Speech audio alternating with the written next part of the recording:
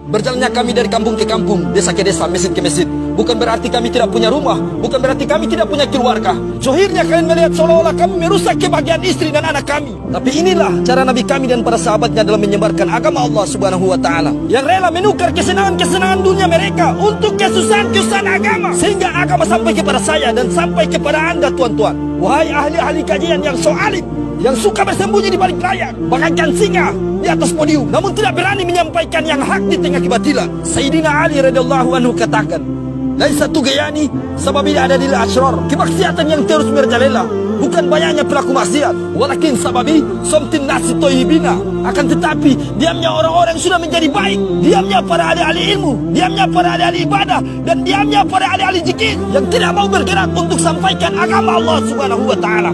Ketika Nabi Musa alaihissalam berdoa kepada Allah Subhanahu wa Ta'ala, Allahumma ifi'ati Muhammad, ya Allah jadikan aku umat Muhammad sallallahu alaihi wasallam. Maka Allah Subhanahu wa Ta'ala firmankan kepada Nabi Musa alaihissalam, Allahu ila Musa alaihissalam, dengarlah wahai Musa alaihissalam, inna fi ummati Muhammadin, sesungguhnya akan datang umat Muhammad sallallahu alaihi wasallam dari jalan yakumuna ala kulli syarafin wa wadin, yang mereka siap mendatangi gunung, mendatangi pulau-pulau di mana saja. Yunaduna bi syahadatin an la ilaha illallah. Mereka akan menyeru kepada manusia untuk yakin kembali kepada Allah Subhanahu wa Ta'ala, bahwasanya yang beri makan adalah Allah, yang beri minum adalah Allah, yang menghidupkan adalah Allah, yang mematikan adalah Allah, yang mendatangkan kebahagiaan adalah Allah, yang mendatangkan kesusahan adalah Allah, yang menjadikan miskin dan kaya adalah Allah. Semua kekuatan datangnya dari Allah, yang merubah suasana-suasana dan keadaan adalah Allah. Tidak ada yang hebat kecuali dihebatkan oleh Allah.